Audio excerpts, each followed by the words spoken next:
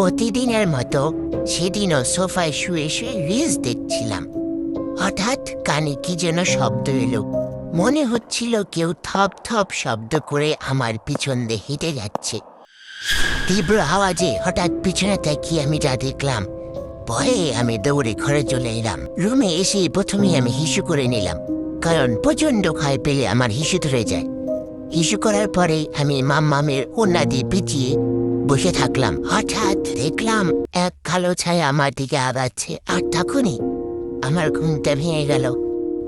আমি দেখলাম সোফায় বসে আছি আমি, আর মাম আমার সামনে দাঁড়িয়ে আমাকে ক্যাট ফুড এনে দিল।